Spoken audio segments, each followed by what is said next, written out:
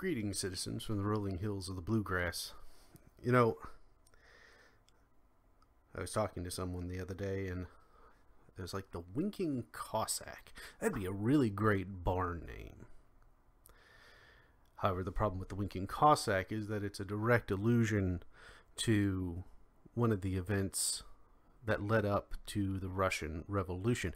It's when the Cossacks, the secret police, the strong arm wing of the Tsarist regime's military, rode in to try to quell these Russian peasants, effectively, from revolting. They had already started to form the Soviets, which just means councils, local councils.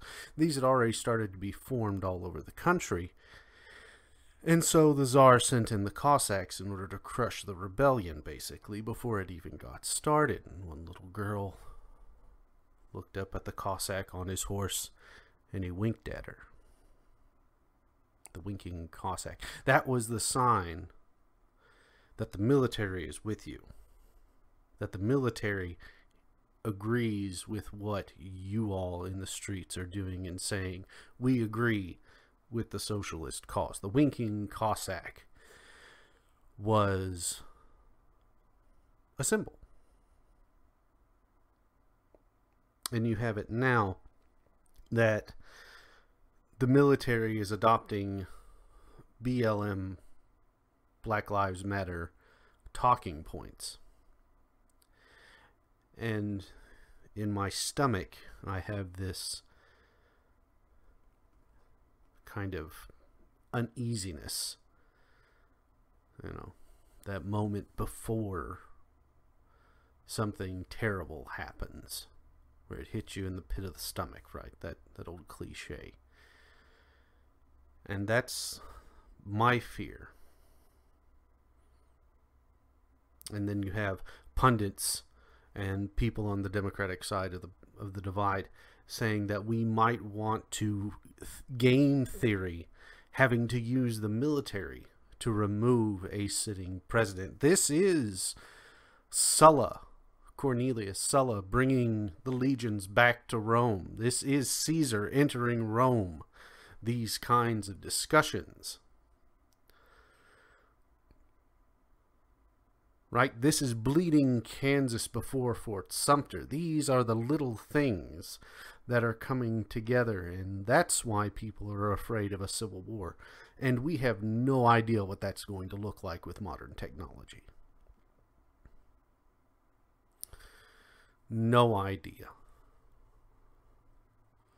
I mean, we can look to Syria, we can look to Iraq, we can look to maybe some African countries, some in South America.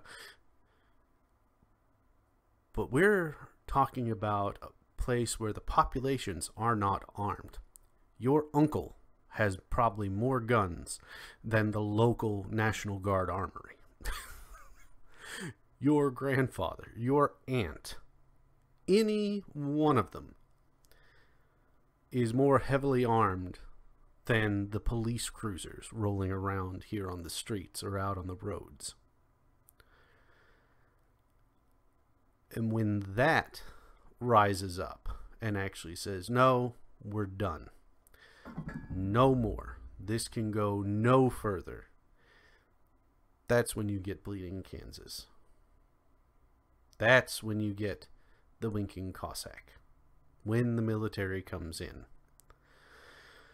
And that's where you have things like people wanting to designate Black Lives Matter a terrorist organization, or the KKK, which technically they already are a terrorist organization. But my fear is this, that we have laws on the books, enforceable laws.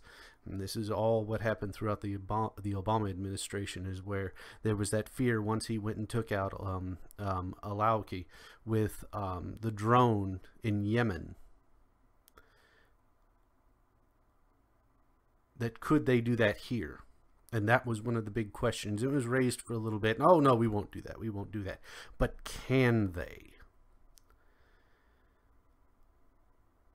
Because the quickest way for a government to start delegitimizing itself is to start doing things that aren't in the law. And modern dictators know this. And so everything must be done by the law. Yes, you go out and you have the lawmakers pass the laws you want enforced to see your ends. But what if those laws are already on the books? What if they're already there? See, you have to think of laws as like little devices, little mechanical devices with a lot of moving parts. They're very intricate. And then they get sat on a shelf. And they may gather dust because they're not used all that often. But every once in a while, someone will be walking down that aisle and go, "Ooh, that one will work." And they take the mechanism, the law, off the shelf, and they hit someone with it. And they hit them repeatedly, over and over again. And then when that person is subdued, they put the law back on the shelf, the little mechanism. And then someone else will come by and go, "Oh, that one worked." And so you have the potentiality of there being rules, laws on the books already that is going to give some tyrant in the future the mechanisms to beat people. And we're okay with it whenever it's someone else. But what happens when it's you?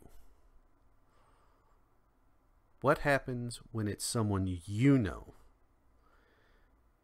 that one of these laws is being used against?